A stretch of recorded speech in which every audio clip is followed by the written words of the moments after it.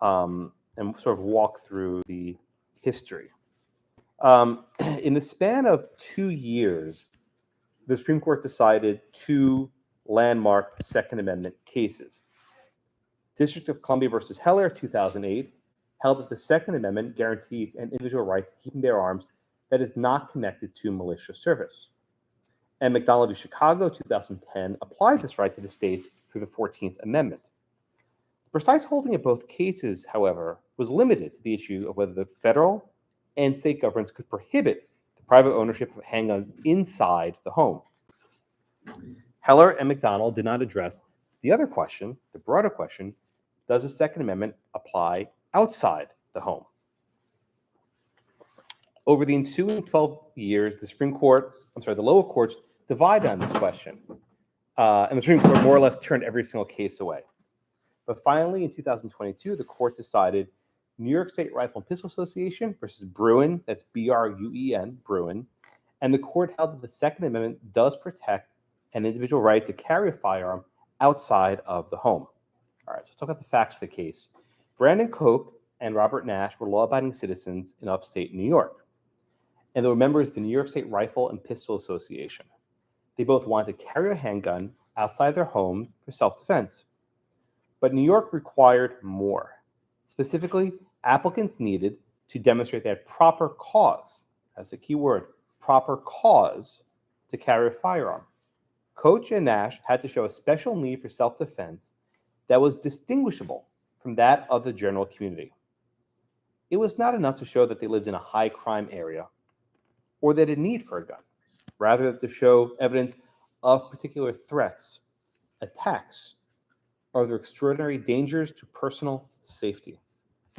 New York had a law known as a may issue regime. That is, the state may issue a carry license at its discretion. By contrast, more than 40 states employed a shall issue regime. The regulations provided that the government shall, that is must, issue a carry license if a person meets certain general objective criteria, such as passing a criminal background check or taking a training course. In Texas, we have what's called constitutional carry, which means you don't need a stinking permit. As a matter of right, you have the right to carry a gun whether you apply for a permit or not. Koch and Nash did not have a special need that was distinguishable from that of the general community. They simply wanted to carry a firearm in self-defense. Therefore, a judge in New York determined that they did not demonstrate special cause and denied their licenses. And the lower courts upheld those denials. On appeal, the Supreme Court reversed by a vote of 6-3.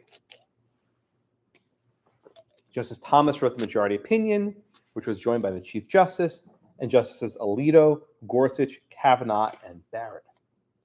Justice Breyer wrote a dissent, which was joined by Justices Sotomayor and Kagan. And the case involved 5 primary issues. The court began with methodology. This is important for the future cases. In the decade following Heller and McDonald, the lower courts often reviewed gun laws with what's known as strict or intermediate scrutiny. Justice Thomas said, no more. We are rejecting the entire notion of the tiers of scrutiny. No more means, ends, balancing tests. Instead, the court favored a test rooted in the Second Amendment's text as informed by its history. Specifically, the government has the burden to show affirmatively that its firearm regulations is part of historical tradition that delimits the outer bounds. In other words, you need to show evidence that what you're doing today is supported by some historical tradition. Then the court will assess whether the modern regulations are consistent with the Second Amendment's text and historical understanding. In dissent, Justice Breyer disagreed with this approach. He wrote that judges are not historians and that they're not equipped to resolve difficult historical questions or to perform searching historical surveys. Indeed, during oral argument, Justice Breyer said that historical evidence conflicted with Heller. He said that Heller was wrong. Historians tell us otherwise. Yet all these historians run a history department saying that Heller was not correct. If the evidence is in tension, Justice Breyer said, the court should defer to the government. Likewise, Justice Sotomayor added that history and tradition of carrying weapons, if the state gets a lot of deference. In other words, if you want to look at tradition, we defer to the states. We don't have the courts second-guessing those traditions. Justice Thomas and the majority disagreed. In his view, courts resolve legal questions rather than resolve historical questions in the abstract. And when the parties present courts with historical record, courts can decide the case based on which party made the stronger case. Okay. The second part of the case focuses on whether the Second Amendment protects a right to carry a handgun outside the home. This was not particularly difficult. Indeed, New York did not even dispute this point. Justice Thomas explained that the Second Amendment does not draw a home versus public distinction. Rather, the text refers to a right to keep and bear arms. Bear. And the word bear in the Second Amendment naturally encompasses what? Carrying. And not carrying in your house, carrying it in public. Justice Thomas wrote that confining the right to bear arms to the home would nullify half of the Second Amendment's operative protections. Moreover, the need for self-defense and confrontation can surely take place outside the home. The court held that Koch and Nash have a right to bear arms in public for self-defense. Next, the court turned to how to actually apply the standard, and involves something called analogical reasoning. Does that ring a bell? Remember the LSAT? By the way, do you know they're taking the logic games off the LSAT? Did you see that? Yep. What do you think of that? Why you thumbs down, thumbs up? Look, Adam will agree with me. It's a dumbing down, right? The bar exam's getting dumbed down. The LSAT's getting dumbed down. What are we going to be left with? Flipping a coin to see who graduates? I mean, I don't even know. Anyway, we talk about that later if you want. Back to the, I digress. Back to the topic at hand. So this, we don't logic games. How would we do the Second Amendment, right? So Justice Thomas said we'd use analogical reasoning to determine if New York's proper cost standard was relevantly similar. That's a key phrase. Relevantly similar to historical regulations on carrying arms. So here's how it works. During the argument, Justice Thomas asked Paul Clement, the lawyer for the plaintiffs, and Clement had argued in both Heller and McDonald. He asked Paul Clement about analogical reasoning, and Thomas said, if we analyze this with history and tradition and the text, we're going to have to do it by analogy.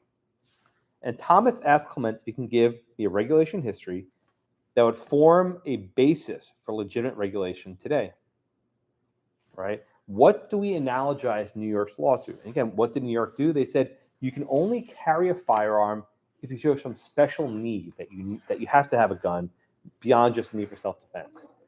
I'll cut to the chase and say no such tradition exists. That's not something that existed at the time of the framing. Now, Justice Thomas looked to 4 periods of time to see if there was some historical analog, some similar statute that could be used as the basis for New York's law. And the first one went all the way back to medieval times. If we go to Dallas, we have a nice medieval times there. Where my kids are someday, right? So the cable guy also, right? I'm dating myself. So he goes back to medieval times. He looks to the Statute of Northampton from the year 1328. That was a very long time ago, right? And this was an old statute in England, and everyone kind of disagrees what it says, but the text says certain people can't go armed in certain places. That's a phrase, going armed. And again, this law was enacted during the reign of King Edward III a long time ago. And there was a disagreement about what this law actually said. So according to the challengers, Paul Clement said that the statute was a prohibition on either carrying unusual and dangerous weapons or using common weapons in a way that terrorized the public. So those are 2 different readings, right? One, you couldn't carry a gun to terrorize someone, right? That might be what we call brandishment today, if you heard the phrase, or if you brandish a weapon, you don't shoot them. I'm not carrying, I promise, for the private university right now.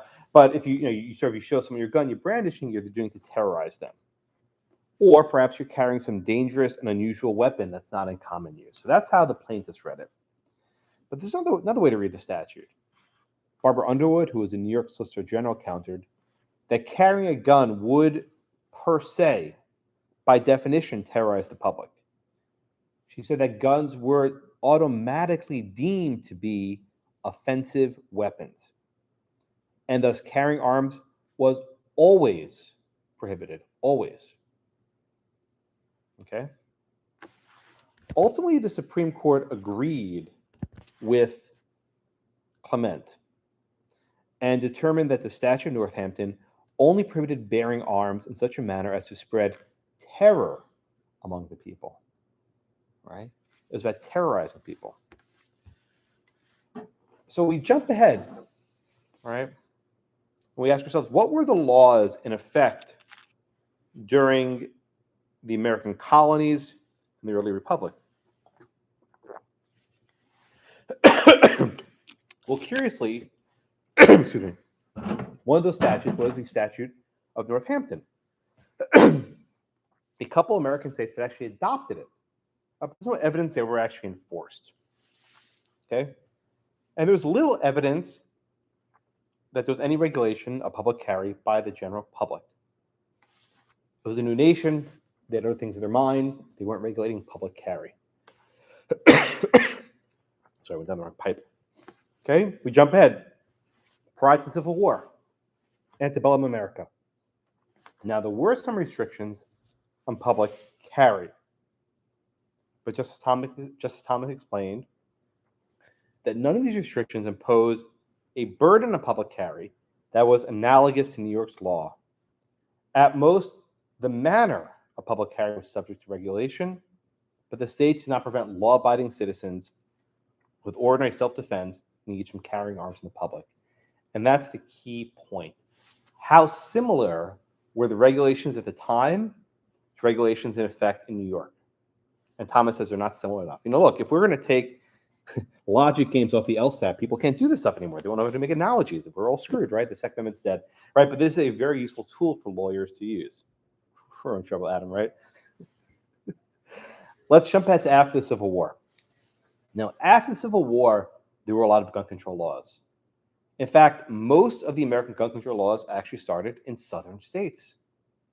And why do you think that is? Jim Crow. This is the part of history they don't teach you in school. The origin of modern gun control was about disarming freed slaves. They didn't want them to be armed.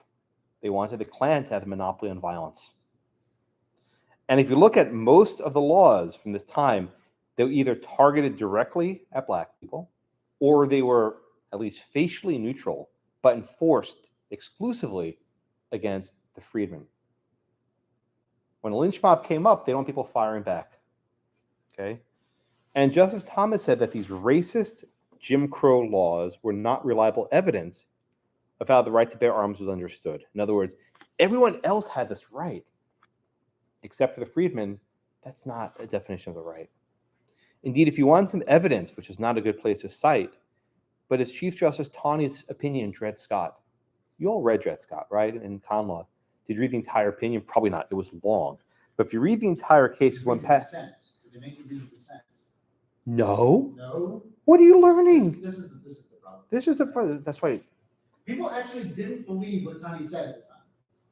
it was not a unanimous decision. In fact, Justice, who was when he resigned out of disgust? There were two dissenters, a 7-2 vote. No, wrong tension. Oh God, I'll look up a second.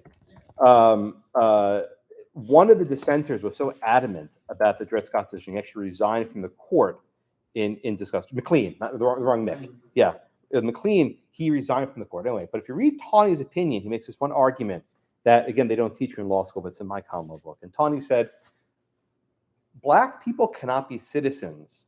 Why? Because if they were, they'd have the right to bear arms. And that's such an absurd result, we cannot accept that. So even Taney recognized that this right exists, this right to bear arms exists. But he was unwilling to extend it to people of African descent. All right? So in any event, Justice Thomas says those Jim Crow laws are not relevant. Indeed, there's evidence to the contrary. In 1866, Congress reenacted the Freedmen's Bureau Act. Again, 1866, That's 2 years before the 14th Amendment was ratified, so right around the same time. And the Freedmen's Bureau Act expressly authorized the Bureau to protect the constitutional right to bear arms. This was a law for the benefit of the freedmen, and they were given this right to bear arms expressly by federal law. So again, there's some good evidence. According to Justice Thomas, limits on carry in other states were still consistent with the right of the public to peacefully carry handguns for self-defense. Now, there's some contrary evidence from the West. A number of the Western territories prohibited people from carrying pistols. You'll see these signs in the Old West, when you come to the town square, check your handgun with the sheriff, right? You sort of seen these signs around. You see Back to the Future. It's one of the scenes of the movie. But Justice Thomas dismissed the relevance of these laws. He said, these were not yet mature jurisdictions on the way to statehood, and these were just passing regulatory efforts. In other words, yes, these laws existed, but that's not enough to counter the weight of evidence on the other side. Justice Thomas concluded that the American government simply have not prohibited public carry for personal defense. These laws didn't really begin until the early 20th century, indeed in New York. Now, this is also history they don't want to teach you. Why did New York ban carrying of handguns as part of the so-called Sullivan laws? And these were laws targeting the immigrants from Ireland and Italy and other nations because they didn't like Catholics having guns. It's the same story, no matter what generation you're in. And before that, the English disarmed the Catholics. So it's really nothing ever changes. Justice Thomas writes, based on this history, New York's Mace regime did not have an adequate historical analog and therefore was unconstitutional. Okay. In the fourth part of the majority opinion, Justice Thomas identified certain limits on the holding. And this is what we call in the Supreme Court world keeping 5 votes in line. Because if you go too far to the right, you drop off to some of the lefty justices in the middle. Okay? So the court did not cast doubt on the shallow issue laws in 43 states. These laws often require applicants to undergo a background check or pass a firearm safety course. The court said those are fine. You can require a background check. You can require a training class because they're narrow, objective, and definite. What was unique about the New York law was it was totally subjective.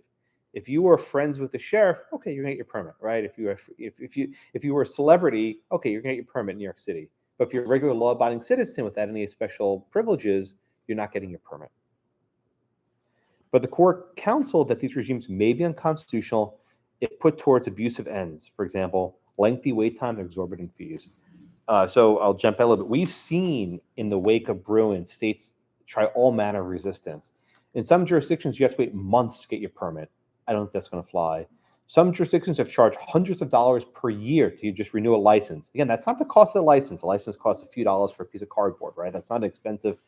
That's not an expensive thing. It's just meant to be punitive. Some states tried and they backed away. I'm not kidding. To use social media checks to determine if you're worthy of having a gun. That is, you're required to submit your social media accounts to the government so they can scan, see if you have any hateful speech on your platforms before you can get a permit. I mean, in any other context, the ACLU will go crazy over this, but it's guns, so they don't believe in that. So it's true that the ACLU says, we favor the Bill of Rights, not one except the one on the second. We don't like that one. With the rest of the Bill of Rights, we love, right? Everything else we're cool with. So 9 out of 10 ain't bad, I guess. 10 Amendment either. 6 or 7 out of 10, maybe. But there's still litigation over how to actually grant the permits. That's still sort of ongoing. Now, Justice Kavanaugh, who at the moment is the center, the fulcrum of the court, wrote a concurring opinion that identified 2 other limits on the decision. He said that states can require applicants to satisfy background checks, firearm training, as well as mental health records checks. Mental health record checks. That wasn't an issue in New York. New York didn't involve mental health. And the reason why this is problematic is that some states are going to weaponize this. If you've ever been to a mental health professional, you are now disqualified from having a gun, unless you get a note from that doctor. So if you had a bout of postpartum depression 30 years ago and it resolved itself, guess what? You can't have a gun. There's an entire cottage industry in New Jersey. Everything's legal in New Jersey, right? There's an entire cottage industry in New Jersey of these doctors who their full-time job is just writing out notes saying this person can have a gun. And they charge a lot of money for those letters. And there's special insurance policies to make sure that they're not going to be held liable. But most doctors will not even issue these letters. Even if you're a patient, they will not give you the letter because they don't want the liability. So I have a friend in New Jersey who eventually got his permit to get to the right doctor, just to know who to ask. But Kavanaugh's concurrence will create chaos. It's unfortunate. Justice Kavanaugh also repeated the paragraph from Heller that said, long-standing prohibitions on firearms by felons and the mentally ill are fine, as well as laws forbidding the carrying of firearms in sensitive places. The court did not comprehensively define the term sensitive places. So let me tell you, we were talking earlier about going to New York City. You want to go to Times Square, New York City? Well, I always thought Times Square is a 4 or 5 block region, sort of the middle where the theaters are, right, where the ball drops. So New York City, in their infinite wisdom, designated Times Square a sensitive place.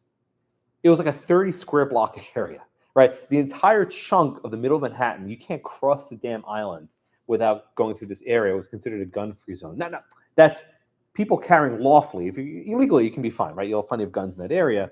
But if you have a lawful permit, you can't. So the idea that this entire middle chunk of Manhattan is a sensitive place. Every train station, every bus stop, if you're within 1,000 feet of a school, there are schools everywhere, right? In New York City, you can't have a gun. So there's still ongoing litigation about where carrying is permitted. Even if businesses want to allow carry, that's put up these intrusive signs saying guns are allowed here to scare off all their customers, right? So New York is really pushing the limits of where the sensitive place litigation is going. Okay, back to the case. The fifth element of the case focused on guns and public policy. Justice Breyer's dissent highlighted how many Americans were killed with firearms and the number of mass shootings. And he criticized the court for severely burdening the state's efforts to reduce gun violence. For Breyer, judges should exhibit modesty and restraint when they interpret and apply the Second Amendment. In no other context, abortion would ever go for it, right? But in the context of the Second Amendment, they must be modest and restrained. That's how it works. The court rejected this approach to judging. Justice Thomas quoted from McDonald v. Chicago. He said, the right to bear arms is not the only constitutional right that has controversial public safety implications. Think of the 4th, 5th, and 6th Amendment. These are all amendments that make it easy for criminals to get out, right? We have these rules in place for protecting freedom, even among people who might do us harm, which is exactly why we have rights. It's if people do good stuff, we're in favor of them. It's the people who don't do good stuff are the one most in need of these constitutional liberties. And Thomas wrote, the court should exhibit unqualified deference, not the legislature, but the right of law-abiding citizens to use arms. All right, so now let me sort of pivot to the next part of my remarks. In the wake of Bruin, the lower courts have had to assess a number of different types of restrictions that were not teed up in that case. One type of restriction refers to the types of weapons that are allowed. And this generally concerns so-called assault weapons and high-capacity magazines. Now, any gun people in the room, the term assault weapon is meaningless. It doesn't have any actual meaning. It doesn't describe how powerful the gun is. It doesn't describe how lethal it is. It describes aesthetic features.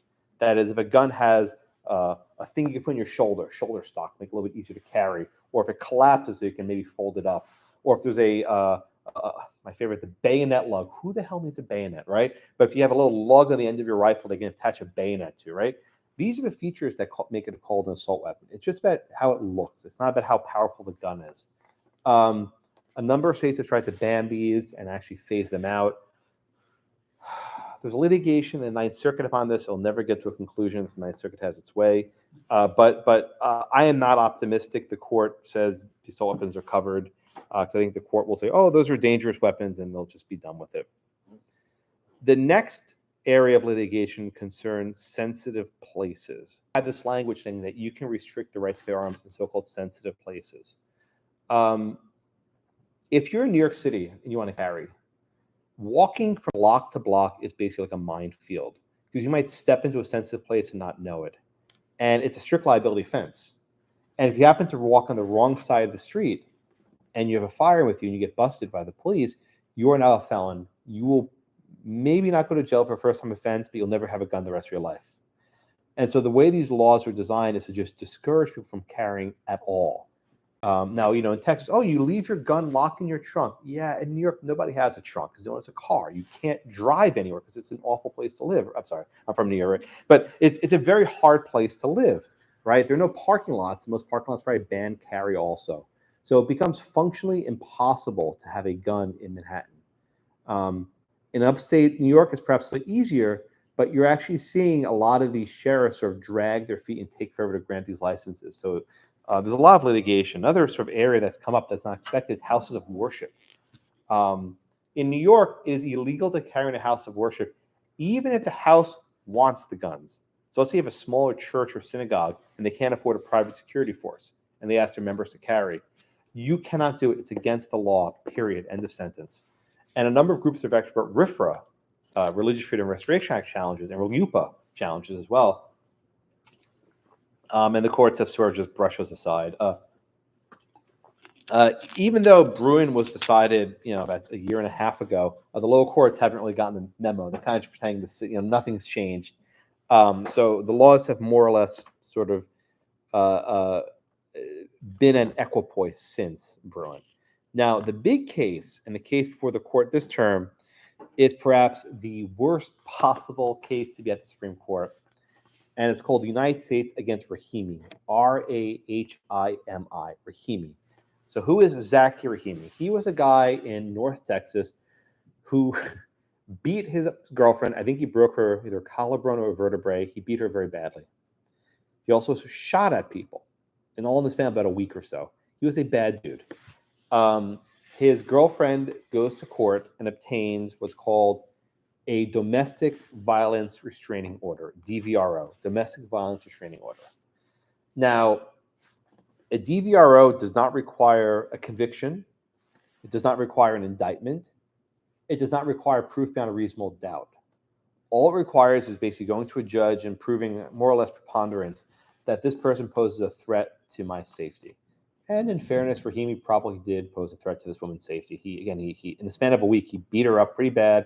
He shot at people, didn't hit them, so I guess he was, bad aim, but still shot at people. He was then arrested for having a firearm in possession in violation of the DVRO. Originally, he pleaded guilty, and he was about to be sentenced, but after Bruin, it went back down to the lower court to take another look at it. The lower courts upheld the conviction, but then the Fifth Circuit reversed. And just bear with me here for a moment. The Fifth Circuit held that the federal statute that makes it a crime is unconstitutional. In other words, the federal government cannot bar you from having a gun simply because you have a DVRO, a domestic violence restraining order against you. And again, the court looked to historical analogs. The court looked to history.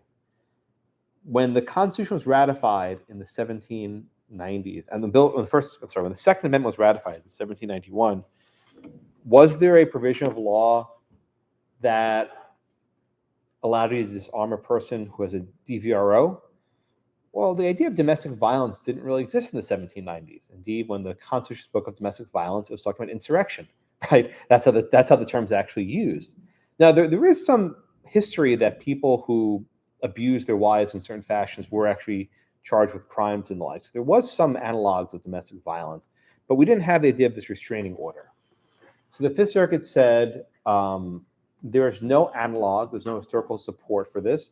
Therefore, this regime is unconstitutional. Now, usually when the U.S. government loses in a federal court of appeals panel, a three-judge panel, what they do is they seek what's called a petition for rehearing en banc. Because they asked the full Fifth Circuit to do that. They didn't bother because the Fifth Circuit would probably not change their mind. It's the most conservative circuit in the country. It's good to be home, right? But they went right to the U.S. Supreme Court and they filed quick. They usually can take 90 days and they can take extensions. They filed in a couple weeks, right? They filed it really quick. And the court granted it back in June. So Rahimi will be argued, I think in early November. And there's a couple, I think, very difficult issues for the court here. The first question is, does being a violent person automatically mean you surrender your rights, or must you be convicted of a felony? So let's change the facts, right? Let's say it's a domestic violence misdemeanor. So not a felony, a misdemeanor. Can you disarm someone for life for a misdemeanor? That becomes a lot trickier. The flip side is any criminal offense enough to disarm a person? The classic example is white-collar crime. So imagine Martha Stewart. Do you know who Martha Stewart is? Is there Martha Stewart? I don't even know. She makes all the doilies and all like the home goods stuff, right? But she was back in the day convicted for obstruction of justice because she had some insider trading deals, and Our students are polite enough, they pretend to know our teaching culture. that's lovely. I teach a Supreme Court class, and a lawyer said "jump the shark." They didn't. You know what "jump the shark" means? Na, na, na, na, na, na, na, happy days, right? Anyway, so that's good for your students. So there's a question over whether a person who engaged in only white-collar crimes, as nonviolent offenses, should be disarmed. While Justice Barrett was on the Seventh Circuit for the 5 minutes she was there, she had a case called, his name was Richie, I forgot his name, not important. He was convicted of Medicaid fraud, of basically billing the U.S. government for false receipts. And he was convicted. The panel said, yes, because of a white-collar Medicaid fraud offense, you are now barred from owning a gun for the rest of your life. Barrett dissented, saying, no, you have to be dangerous. I think this is going to be where the court draws the line. If it's a non-violent offense, the court will say that you can't be barred from owning a gun for life. But if there's an offense and an element of dangerousness, that you harm someone else, then you probably will be able to. I don't think the court has the appetite to allow people beat up their girlfriends have guns. I mean, even if that's probably the right answer under Bruin, the court's not going to allow that. But then it becomes what they do with the test, right? Justice Thomas said we look to historical analogs. And to be frank, there really are no historical analogs for the law that the federal government has here. We didn't think of domestic violence in that way until much later in the 20th century. So I think what's probably going to have to happen is that the court will have to at least walk back part of Justice Thomas's analysis, or maybe even say, we didn't mean what we said, and sort of just massage it. I'm skeptical that Justice Thomas writes this majority opinion. Might be from the Chief, might be Justice Kavanaugh or Barrett, perhaps. But I think the Second Amendment now will kind of have to be walked back. And what does this mean more broadly? In the Bruin case, Justice Thomas said, we're not doing scrutiny anymore. And that raises the open question, what does that mean for other areas of common law, the First Amendment, right?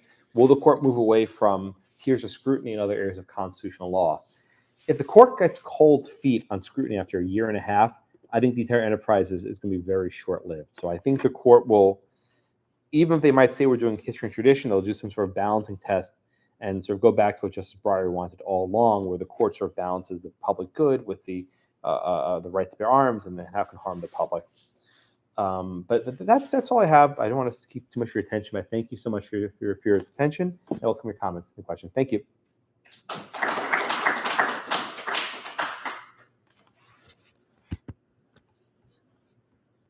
I'll kick it off. Yeah. I don't know if it'll be a conversation just between us, but so I like the history and tradition test that the court has revived since Dobbs and Bruin. Well, I'm self-interested, right? Because now all of a sudden people like me who write about common law and justice, people actually care about what we write because it matters. But also interesting, listening to you talk about the way the court is using it in the Bruin line. It seems to me qualitatively different than the use that the court's making in cases like Glucksberg and Dobbs on the substantive due process analysis. Because there, what the court's doing is using it to sort of shunt aside claims of rights grounded in penumbras and emanations from the various Bill of Rights. Whereas in Bruin, it's actually using it to define the contours of the legal right. And I wonder, so two thoughts about that. One is, that seems to me one way to sort of collapse the trench warfare between all the conservatives on the Second Amendment, folks on the right who think that the Second Amendment protects a common law right and therefore should be tied to militia service, and folks like, say, Joyce Malcolm, who thinks it's a natural right and therefore is an individual right. The history and tradition test as used in Bruin actually places the burden of proof on the government. And that, it does seem to me to sort of negate a lot of the disagreements about whether this is a customary right or a natural right. So I wonder, second thought, if that might start to, if the court keeps up with this test, that might start to feed back into the substantive due process analysis and actually improve it in a really important sense. That when the court is looking to discern whether, for example, there is a right to have assistance in the commission of suicide, The burden is the burden. Well, whichever way the burden goes, is going to rest upon the person who would define the legal power of the state to Mhm. regulate the liberty. And that seems to be a new thing in the court's jurisprudence. Well, not new thing recently, but in the last, say, century. Is that Oh, so right? okay. There's a lot in that question. It might take me a few minutes. So actually, when I was with Professor McLeod a couple years ago in Birmingham, from Montgomery, we did invent bioethics in the law. We talked about Glucksberg. I'm having this flashback to a similar question you asked me like 4 years ago. All right. So if you haven't studied common law yet, I'll give you the background. The Due Process Clause of the 14th Amendment, right? It says the government cannot deprive you of life, liberty, or property without due process of law. What does the word liberty mean in the 14th Amendment? In the 1960s and 70s, the court sort of took a very open-ended approach to this word liberty. The most infamous example is Griswold against Connecticut, where the court said that the Constitution protects certain rights that are not enumerated, and they come from the emanations and penumbras of the Bill of Rights. And then you get to Roe against Wade, which is no longer. And Roe v. Wade said that the liberty of the 14th Amendment protects the right to terminate a pregnancy. And these are sort of these sort of modern, evolving conceptions of liberty. That became very unpopular with conservatives. And in the 1980s and into the 1990s, conservative judges said we need to sort of pull back. And if we're going to ask judges to recognize rights out of whole cloth, so to speak, there has to be some sort of historical grounding. And so the canonical statement of this test comes from a case called Washington against Glucksberg. And this is whether the Constitution protects the right of assisted suicide. That, again, if a person commits suicide, you can't charge them with a crime because they're dead. Or that the doctor who facilitates it. Remember Dr. Kevorkian? No? Anyway, dating myself also. He was a very famous doctor who would provide people with various... Let's just stipulate, we're old. Dr. Kevorkian was a very famous doctor. He was called Dr. Death, who would give people the various means to take their own lives. The chemicals and what other implements they had, gases, whatever they used. And the Supreme Court said that no, if a state wants to ban assisted suicide, they can. The 14th Amendment says nothing to the contrary. And that there's no right to have an assisted suicide. And the court said when we're defining these rights, we have to look whether this is a right that's deeply rooted in history and tradition, and one that can be carefully described. So in a way, there's a sort of historical analogy, right? Is the right that is being asserted here by the plaintiffs a right that is deeply rooted in history? And again, as Adam said, the burden was placed on the person asserting the right, right? The person asserting the right had the burden to show that, yes, this right of assisted suicide is deeply rooted in history. Of course, no such right was rooted, right? This concept didn't exist till fairly recent in the 20th century. They had other cases. You had Lawrence against Texas. Was their right of homosexual sodomy deeply rooted in the Constitution? I thought the answer was probably no, but Justice Kennedy said otherwise, I guess. Maybe not. And then you get to Obergefell, right? Was the right of gay marriage deeply rooted in the Constitution? And here he couldn't even hide it, right? The idea of same-sex marriage existed like 15 years earlier. It didn't exist anywhere on planet Earth. All right? And Kennedy said, well, Glucksberg, that's nice, but we're not going to follow that here. Kind of just tabled it. But then we get to the Dobbs case, which was decided a couple days after Bruin. And what Dobbs said is, yeah, we're going to use Glucksberg, right? We're going to see, is there a right to abortion that's deeply rooted in our history and tradition? Of course not. When the 14th Amendment was ratified, I think half the states had criminalized abortion. And the other states that perhaps didn't criminalize didn't actually say, oh yeah, this is a right, go, abortion's great, right?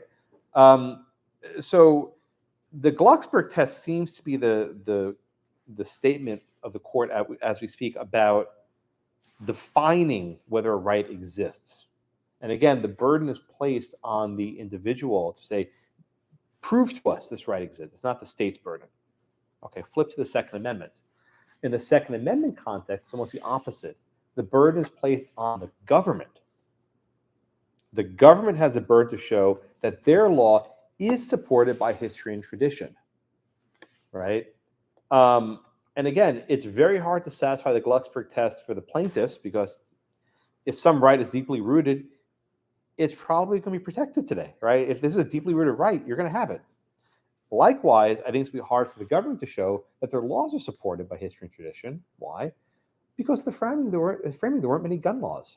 So it's almost like the mirror image that if you're asserting a substantive due process right, the plaintiff is a very hard burden to satisfy.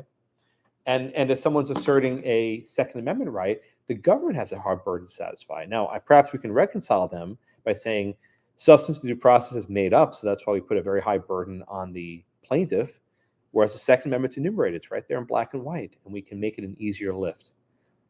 There were a lot of facets to your question. Did I get at least most of them? What did I miss? Right up to the punchline, but that's fine. That's good. That was a good constitutional lesson for the students. Okay, good. Does that make sense? You see what the court's term is in the last two terms and whatnot. I didn't quite put those together, so good observation. Thank you. All right, yes, in the back, please. Yeah, so I did walk in a little late, so you might have to hold my hand a little and answer this at the beginning. Okay. But I'm just listening to how you're laying out how we need to prove the legitimacy of rights or whatnot through history and tradition. Mm-hmm. And look, I'm very pro-tradition, and I believe in upholding things that were passed down and whatnot.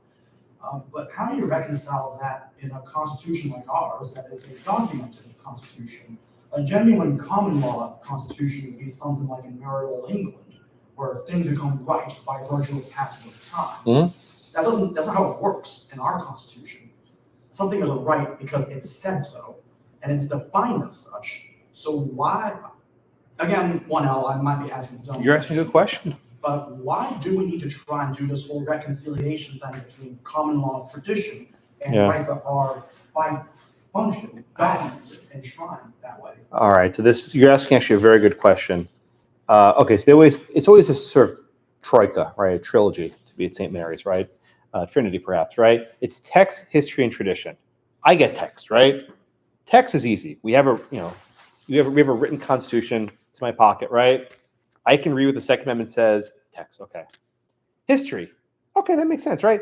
In order to understand the meaning of the words used in the Second Amendment, we look to how it was understood at the time of its framing. I don't think you have an objection there, right? What do the words mean? Then we get to the third one. Tradition, nothing, right? Tradition. Fiddler on the Roof, nothing. We get to the third one. You get a Jew at St. Mary's, that's what happened, sorry. Right, you get to the third one. Well, Yves is right. Oh, we had two. Welcome. Right? That's just us. It's okay. We punch above our weight class usually. That's okay. Very good. So we get to the third one, tradition. She's wincing. What does tradition add that history doesn't? And what tradition basically means is after the document was ratified, how did government actors understand and implement this, right? And the upshot of tradition is even if under text and history, the law goes one way, if there's some long-standing tradition, that almost puts a gloss on top of the Constitution. That's like another way of understanding it. That if you've done something long enough, that actually becomes part of the Constitution. If you've taken property, Justice Scalia described this as the adverse possession theory of constitutional law. That if the government's done something long enough, that becomes part of the Constitution. I've never been a big fan of that. I think it's useful, but if you've been breaking the law for a long time, then you've been breaking the law for a long time. It doesn't change the law. And just to put this in a finer context, if I may, the New York law at issue is over 100 years old. It was passed in the early 1900s. That seems like a pretty long tradition to me, right? That's almost a half the length of the Republic, right? That's a long duration of time. So if you take tradition seriously, it actually allows the government to do a lot of things they've been doing before. Now, Justice Kavanaugh is always big on history and tradition. He always says tradition because it gives him a wiggle room, it gives him an out. That there's some sort of practice that's been on for a long time, we can get around the Constitution. So I don't like tradition. I'm not a fan of it. I think that it's not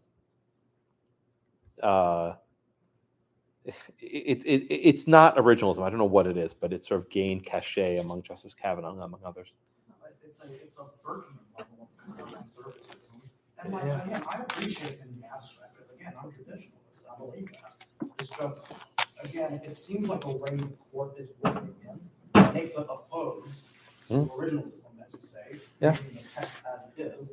And I'm just wondering, why does tradition have this power to usurp define rights in a documented constitution. It's a good question. The answer is judges. Judges don't always have the sturdiest of backbones, and judges can use tradition as sort of like a wiggle room and to get out of a history they don't like.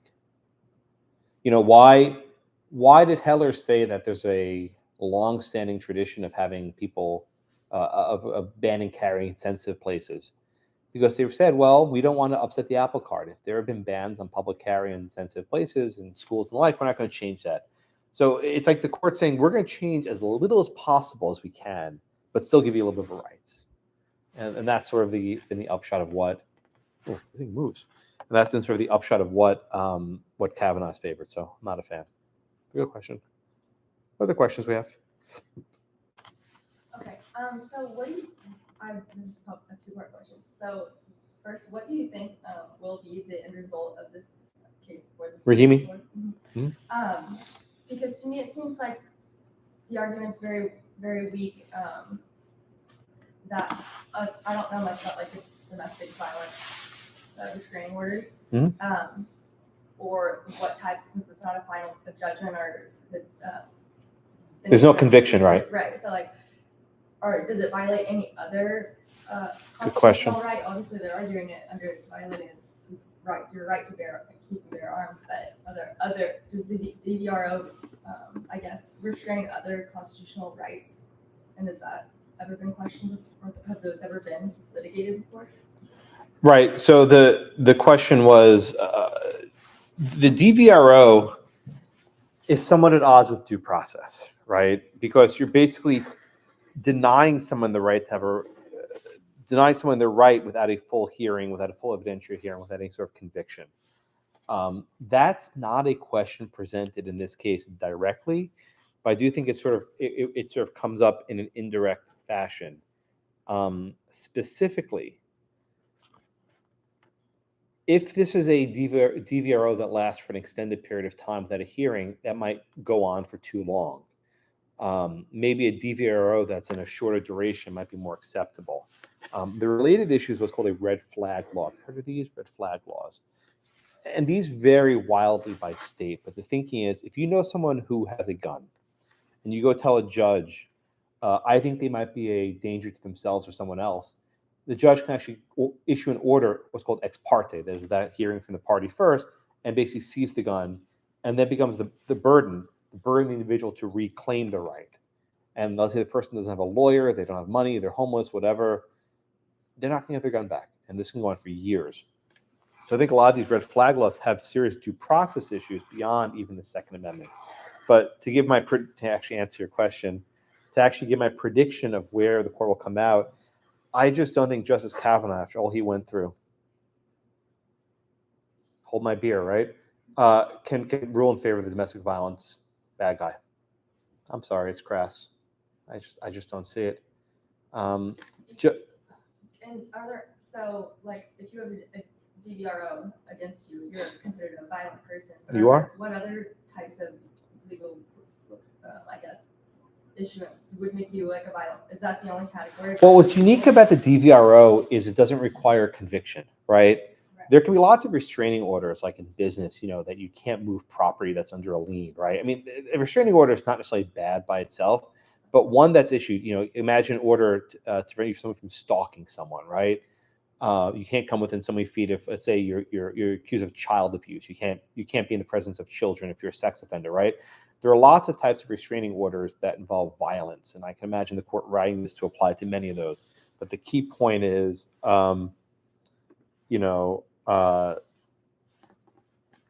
just don't see the court saying the guy who beat the daylights out of his girlfriend can have a gun.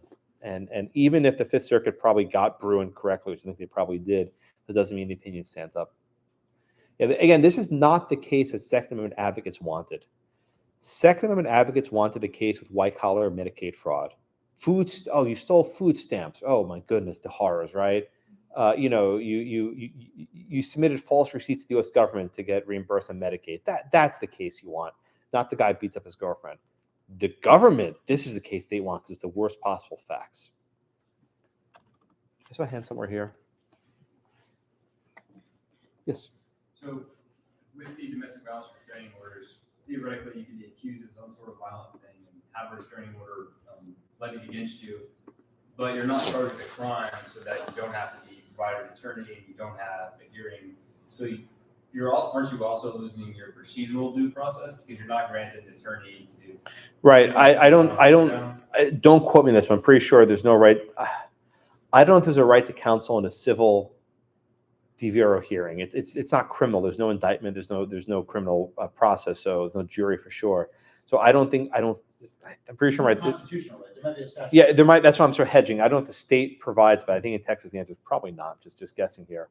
This guy was in Texas, so yeah, there's procedural rights where again, unless you have a lawyer to represent you, you're not going to. And look, there probably should have been an order issued against this guy because he beat up his girlfriend, shot people. Right? I'm not arguing that the DVRO is a unconstitutional remedy. The only question is whether the federal government can make it a crime to have a gun while you're on the DVRO, right?